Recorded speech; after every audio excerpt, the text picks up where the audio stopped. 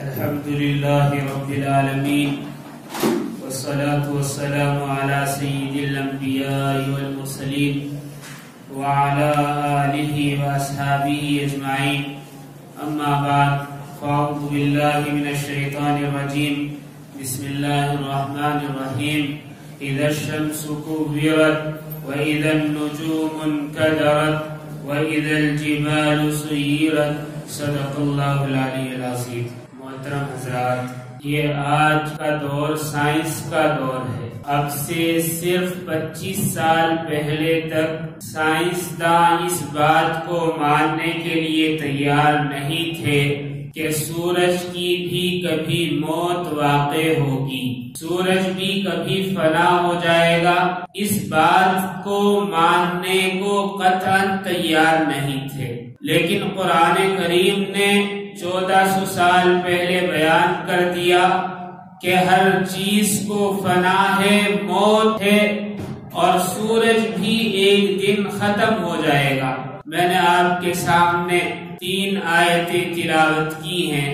اذا الشمس كورت یعنی جب سورج لپیٹ دیا جائے گا، واذا النجوم انكدرت جب تارے جھڑ جائیں گے، واذا الجبال سيرت جب پہاڑ چلائے جائیں گے۔ یہ روز قیامت کا اللہ رب العزت تذکرہ فرما رہے ہیں۔ ابھی تک سائنس یہی کہا کرتی تھی کہ سورج اپنی جگہ سے ہلتا نہیں، گردش نہیں کرتا، لیکن آج کی تحقیقات نے بیان کر دیا کہ نہیں، سورج چل رہا ہے، سورج گردش میں ہے، اور جو چیز چلتی ہے اور حرکت میں ہوتی ہے یقیناً ایک نہ ایک دن اس کو فنا ہے۔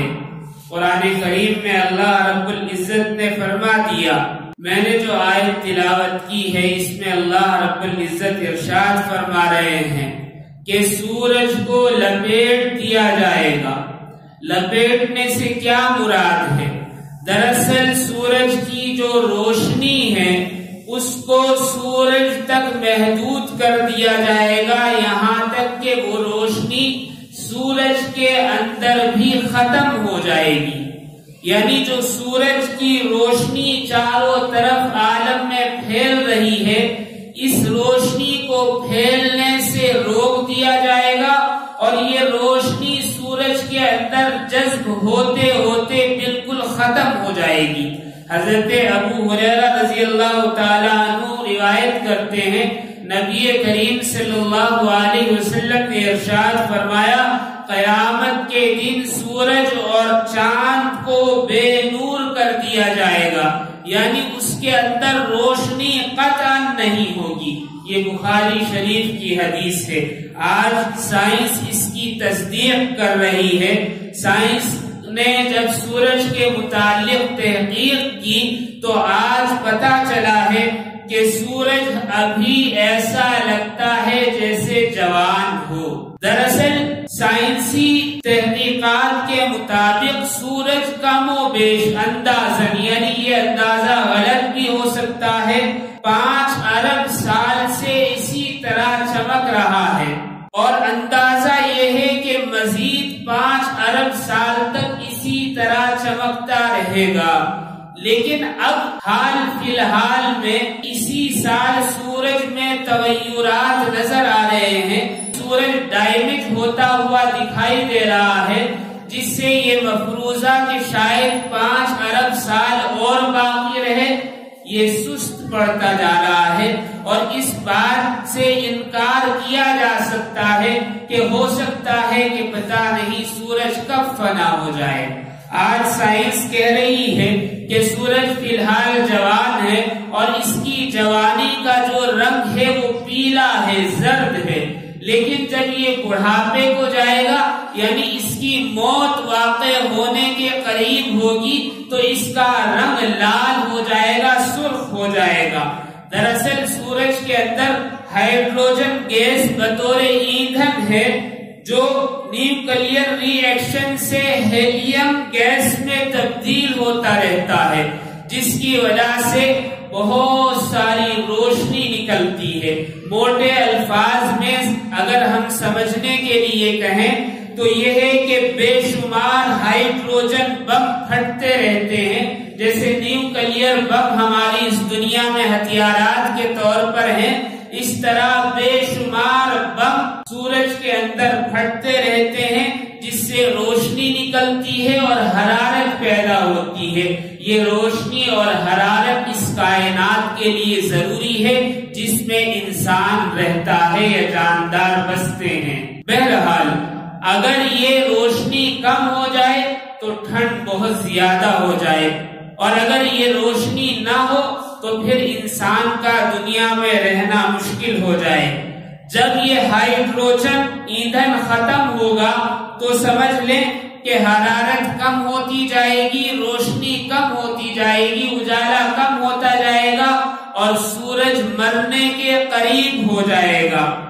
لیکن جب اس طرح ہوگا، سورج کی روشنی کم ہو جائے گی، اس کا ایندھن پہلے ختم ہوگا اور وہ بلاسٹنگ جو اس کے اندر نیوکلیئر ہوتے رہتے ہیں وہ بند ہو جائیں گے، تو حرارت اور روشنی ختم ہو جائے گی، جس کی وجہ سے سورج کی تپش بڑھ جائے گی، اور اس کا نتیجہ کیا نکلے گا؟ یہ نکلے گا کہ زمین پر جتنی چٹانیں ہیں وہ پگھل جائیں گی، سمندر ابل پڑیں گے اور ان میں آگ لگ جائے گی، زمین کے تمام جاندار مر جائیں گے، اور سورج کا حجم یعنی سائز بڑھتا بڑھتا اتنے قریب آ جائے گا کہ آدمی اس کی حرارت اور اس کا سایہ اپنے اوپر محسوس کرے، اور یہ اتنا پھیلے گا کہ آس پاس کے جتنے سیارے چاند ستارے ہیں وہ اس کے اندر جذب ہو جائیں گے۔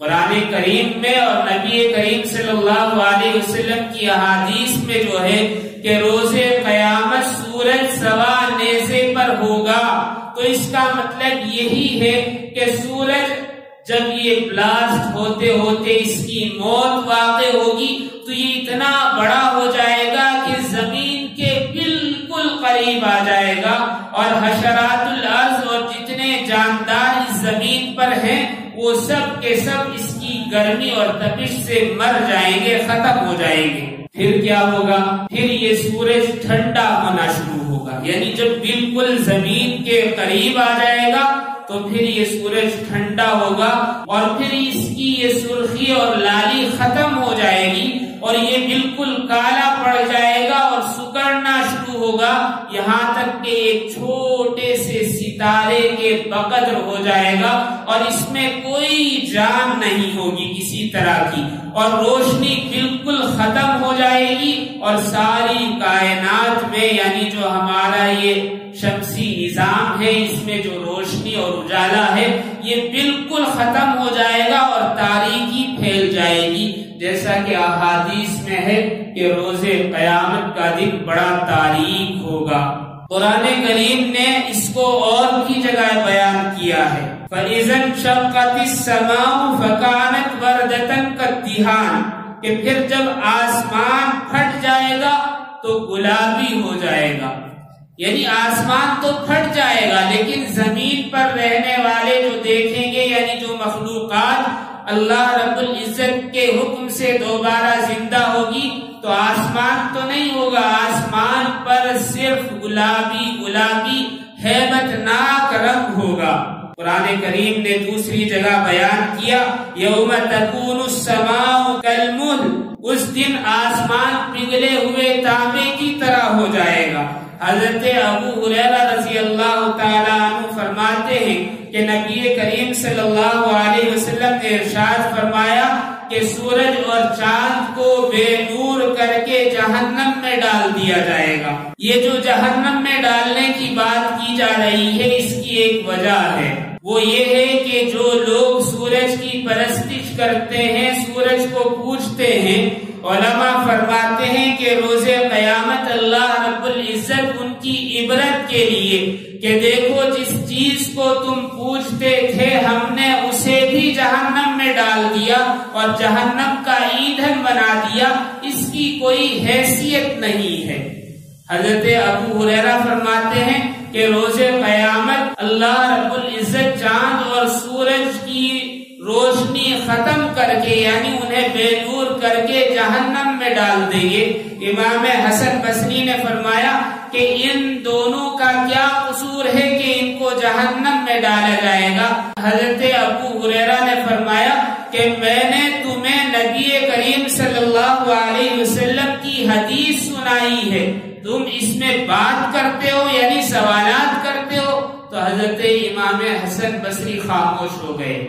علماء فرماتے ہیں چونکہ یہ بے جان ہو جائے گا اور یہ جمادات میں سے ہے یعنی پتھر وغیرہ کی صورت اختیار کر لے گا، اور قرآن کریم نے دوسری جگہ بیان کیا ہے کہ جہنم کا ایندھن انسان اور پتھر ہوں گے۔ تو ظاہر سی بات ہے کہ ایک پتھر کو اللہ رب العزت اگر جہنم میں ڈال دیں تو یہ سزا کے طور پر نہیں ہے بلکہ جہنم کا پیٹ بھرنے کے لیے ہے۔ ایک واقعہ بڑا مشہور ہے، حضرت شمس تبریز رحمت اللہ علیہ، ان کو تبریزی بھی کہا جاتا ہے، اللہ والے تھے، بڑے نیک تھے، اور اللہ کا ذکر کرتے کرتے ایسے ہو گئے تھے کہ لوگ ان کو پاگل اور مجنون سمجھنے لگے تھے۔ جیسا کہ احادیث میں ہے کہ اللہ کا ذکر اس کثرت سے کرو کہ لوگ تمہیں پاگل سمجھنے لگے۔ انہوں نے اس حدیث پر عمل کیا، لوگ انہیں سمجھنے لگے کہ یہ پاگل ہیں، مجنون ہیں، ان کو کوئی عقل نہیں، دیوانے ہیں۔ کسی نے ان کو گوشت دے دیا، تھوڑا سا ایک ٹکڑا گوشت کا دیا اور کہا کہ لوگ پکا کر کھا لینا۔ چونکہ نہ گھر تھا اور نہ مکان تھا، گلیوں میں میدانوں میں مارے پھرتے تھے، تو کسی گھر پر گئے اور کہا کہ یہ گوشت مجھے پکا کر دے دو۔ لوگوں نے سمجھا کہ یہ تو پاگل آدمی ہے، دیوانہ، اس کا کیا کام کرنا۔ آج بھی ہمارے ہاں ایسے ہی سمجھا جاتا۔ تو ایک گھر والے نے منع کیا، دوسرے نے منع کیا، تیسرے نے منع کیا، یہاں تک کہ پورے شہر تبریز میں سب نے منع کر دیا کہ ہم پکا کر نہیں دیتے، جاؤ ہمارے یہاں سے جاؤ۔ چونکہ یہ اللہ والے تھے، جب اللہ رب العزت کسی بندے سے محبت کرتے ہیں تو اس کی کسی بات کو رد نہیں کرتے۔ جب وہ کوئی بات زبان سے نکالتا ہے تو اللہ رب العزت پوری فرما دیتے ہیں۔ شمس تبریزی نے وہ گوشت کا ٹکڑا آسمان کی طرف اٹھایا اور سورج کو کہا کہ ایسا ہے کہ تبریز والے تو پکاتے نہیں، لے تو ہی پکا دے، اور وہ ٹکڑا آسمان کی جانب اٹھائے رکھا۔ لوگوں نے دیکھا کہ تبریز شہر کے اندر گرمی بڑھتی گئی یہاں تک کہ پانی کھولنے لگا۔ لوگ پریشان ہو گئے، پوچھا کہ یہ گرمی کیسے پیدا ہو رہی ہے؟ لوگوں نے بتایا کہ شاید وہ دیوانہ ہے، کچھ کر رہا ہے، مجذوب لگتا ہے۔ لوگ حضرت شمس تبریز کے پاس آئے اور کہا کہ حضرت ہم پکا کر دیں گے، آپ اسے ختم کر دیجیے۔ انہوں نے ہاتھ نیچے کیا تو گرمی کم ہوئی۔ لیکن آج بھی ایران کا یہ شہر تبریز ہے، یہاں بیان کرتے ہیں بیان کرنے والے کہ یہاں گرمی بہت زیادہ ہے، تپش بہت زیادہ ہے۔ آج کا زمانہ سائنس کا ہے، ہم یہ سمجھتے ہیں، یہ اعتراض پیدا ہو سکتا ہے کہ اس واقعے سے اگر واقعتاً سورج نے گوشت کو پکانا شروع کیا تھا تو پھر ساری زمین پر گرمی پھیل جانی چاہیے تھی۔ ایسا نہیں ہے، اس لیے کہ اللہ تعالی کا نظام ہے، آج اس کی تصدیق ہو رہی ہے۔ ابھی گزشتہ مہینے 5 مئی کو ناسا اور دیگر خلائی موسم کے جو ادارے ہیں انہوں نے اعلان کیا تھا کہ آسمان پر جو ہمارا سورج ہے یہ اس کے اندر ایک سوراخ ہو گیا ہے، ایک روزن ہو گیا ہے، جس کی وجہ سے زمین پر طوفان آنے کے اندیشے ہیں۔ ابھی رمضان سے پہلے جو مختلف بارشیں ہوئی ہیں وہ اسی طوفان کا پیش خیمہ ہے۔ دراصل جب کوئی ہول یا روزن ہو جاتا ہے سورج میں اور اس کا رخ زمین کی طرف ہوتا ہے تو میگنیٹک پاور سے جزوی ٹیکنیکل بلیک آؤٹ ہوتے ہیں، جس کی وجہ سے موسم تبدیل ہونے لگتا ہے اور طوفان اور ہوائیں چلنے لگتی ہیں، بارش زوردار جاتی ہے. تو ابھی مئی سے یہ سلسلہ جاری ہے اور یہ ساری دنیا میں نہیں ہے، کبھی کسی جگہ، کبھی کسی جگہ، کبھی کسی جگہ. اس سے معلوم ہوتا ہے کہ اگر اللہ رب العزت کچھ حصے کو ڈیمیج کر دیں سورج کے تو زمین کے کچھ علاقوں پر اس کا اثر پڑ سکتا ہے. بہرحال اس واقعے کی بھی تصدیق ہوتی ہے. حضرت ابی بن کعب رضی اللہ تعالی عنہ نے نبی کریم صلی اللہ علیہ وسلم سے روایت کی ہے کہ نبی کریم صلی اللہ علیہ وسلم ارشاد فرماتے ہیں کہ قیامت کی 6 نشانیاں ہیں. انسان اپنے بازاروں میں مصروف ہوں گے، انہیں کوئی خبر نہیں ہوگی کہ اچانک سورج کی روشنی ختم ہو جائے گی. جیسے بلب بجھ جاتا ہے اس طرح اچانک سورج کی روشنی بالکل ختم ہو جائے گی، اندھیرا پھیل جائے گا. اس کے بعد ستارے ٹوٹ کر زمین پر گرنے لگیں گے. میں نے جیسے آیت پڑھی وَإِذَا النُّجُومُ انْكَدَرَتْ کہ جب تارے جھڑ جائیں گے. حضرت ابی بن کعب فرماتے ہیں کہ سورج کی روشنی ختم ہوگی تو مسلسل ستارے ٹوٹ کر گرنے لگیں گے اور زمین پر جو پہاڑ ہیں وہ پہاڑ گر جائیں گے اور ان کے گرنے سے زمین ہلنے اور کانپنے لگے گی اور بہت زور زور سے جھٹکے آنے لگیں گے، یعنی زلزلے کی سی کیفیت طاری ہو جائے گی اور زمین ایسے ڈولے گی کہ پہلے کبھی نہیں ڈولی. اس کے بعد لوگوں پر بدحواسی اور گھبراہٹ طاری ہو جائے گی. انسان جنات کی طرف اور جانور انسانوں کی طرف بھاگیں گے اور خلط ملط ہو جائیں گے، یعنی مل جائیں گے. انسان سے جانور بھاگتے ہیں اور جنات سے انسان بھاگتا ہے، لیکن یہ تینوں آپس میں مل جائیں گے اور جنات ان سے کہیں گے کہ آؤ سمندر کی طرف چلو. سمندر کی طرف چلیں گے تو پتا چلے گا کہ سمندر میں آگ بھڑک اٹھی ہے اور پھر اس کے فوراً بعد زمین پھٹنے لگے گی اور آسمان ٹوٹنے لگیں گے، یہاں تک کہ ساتوں زمین اسی طرح پھٹیں گی اور ساتوں آسمان اسی طرح پھٹیں گے اور ٹوٹیں گے. اس کے بعد ایک تیز ہوا چلے گی کہ ساری مخلوقات فوراً ایک لمحے میں مر جائے گی. یہ ہیبت ناک منظر قیامت کا ہوگا. میں نے جو آیات پڑھی ہیں ان میں سے پھر آگے چند آیات کے بعد اللہ رب العزت ارشاد فرما رہے ہیں علمت نفس ما احضرت. اس دن کیا ہوگا، یعنی اس ہیبت ناک دن میں جب سورج لپیٹ دیا جائے گا، یعنی روشنی ختم ہو جائے گی، پہاڑ اڑتے پھریں گے اور تارے جھڑ جائیں گے. اس دن کیا ہوگا، ہر شخص جان لے گا کہ وہ کیا لایا ہے. یعنی یہ روز قیامت کا دن حساب کا دن ہوگا. نبی کریم صلی اللہ علیہ وسلم کی ایک حدیث ترمذی اور بیہقی میں ہے.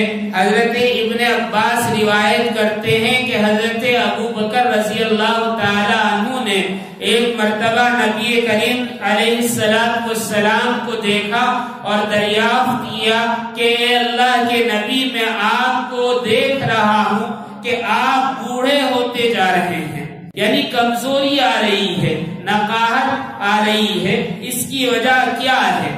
نبی کریم علیہ السلام نے ارشاد فرمایا کہ مجھے سورہ ہود، سورہ واقعہ، سورہ مرسلات، سورہ عما یتساءلون اور سورہ اذا الشمس کورت نے بوڑھا کر دیا ہے. یعنی ان سورتوں میں چونکہ روز قیامت کی ہولناکیوں کا تذکرہ کیا گیا ہے، اس لیے نبی کریم علیہ السلام نے فرمایا کہ ان سورتوں نے مجھے بوڑھا کر دیا. اس دن بڑا خطرناک دن ہوگا. نبی کریم صلی اللہ علیہ وسلم کی احادیث آئی ہیں کہ باپ بیٹے بھول جائے گی کہ کوئی رشتہ ہے، ماں بچوں کو بھول جائے گی اور نفسا نفسی کا عالم ہوگا. ایسے میں کوئی کسی کا ساتھ نہیں دے گا.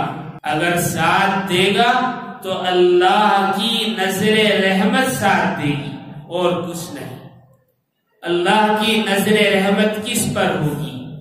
نبی کریم علیہ السلام کی بہت ساری احادیث ہیں کہ امت محمدیہ کے لیے بشارت ہے کہ اللہ رب العزت روز قیامت نبی کریم علیہ السلام کو امت محمدیہ کی مغفرت کے سلسلے میں خوش کر دیں گے۔ جو کافر ہیں، مشرک ہیں، بے ایمان ہیں، اللہ سے جنہوں نے کفر کیا ہے، ان کی تو مغفرت کا چانس ہی نہیں ہو سکتا، لیکن امت محمدیہ میں بھی 3 لوگ ایسے ہیں، یعنی اہل ایمان میں 3 لوگ ایسے ہیں جن کی مغفرت مشکوک ہے، شک کے دائرے میں ہے کہ پتہ نہیں ہوگی یا نہیں۔ نبی کریم علیہ السلام کی ایک حدیث حضرت ابو ذر غفاری رضی اللہ تعالی عنہ بیان کرتے ہیں کہ روز قیامت اللہ رب العزت 3 طرح کے لوگوں سے نہ بات فرمائیں گے اور نہ انہیں گناہوں سے پاک کریں گے، بلکہ بدترین عذاب دیں گے۔ یہ جہنمی کافر مشرک ہیں ان کے لیے نہیں، بلکہ جو اہل ایمان ہیں ان کے لیے بیان کیا جا رہا ہے کہ 3 لوگوں پر نہ تو اللہ رب العزت نظر رحمت فرمائیں گے، نہ ان سے بات کریں گے، نہ ہم کلام ہوں گے، اور نہ ہی ان کو گناہوں سے پاک کریں گے، اس لیے کہ جنت میں جانے سے پہلے اللہ رب العزت ہر جنتی کو گناہوں سے پاک فرما دیں گے، تو لہٰذا نہ اس کے گناہ پاک کیے جائیں گے۔ وہ 3 افراد کون ہیں؟ ایک تو وہ جو ٹخنوں سے نیچے پائجامہ یا کپڑا پہننے والا، جو ٹخنوں سے نیچے پائجامہ پہننے والا ہو، اللہ رب العزت نہ اسے دیکھیں گے، نہ بات کریں گے، نہ اس کے گناہ معاف فرمائیں گے۔ اور دوسرا وہ آدمی جو احسان کرے اور احسان جتائے، اللہ رب العزت اس کی طرف بھی توجہ نہیں فرمائیں گے۔ اور تیسرا وہ آدمی جو جھوٹی قسم کھا کر اپنا سامان بیچتا ہو۔ اللہ رب العزت ہم سب کی حفاظت فرمائے۔ یہ بڑا ہولناک دن ہوگا۔ نبی کریم صلی اللہ علیہ وسلم کی روایات میں بہت ساری باتیں ہیں، بہت ساری دعائیں ہیں، جس میں سے ایک یہ ہے کہ اس ہولناک دن سے بچنے کے لیے استغفار کی کثرت کرنی چاہیے۔ اللہ رب العزت ہم سب کی حفاظت فرمائے اور اس ہولناک دن سے ہم سب کو محفوظ رکھے اور اپنی جوار رحمت میں جگہ عطا فرمائے۔ وآخر دعوانا ان الحمدللہ۔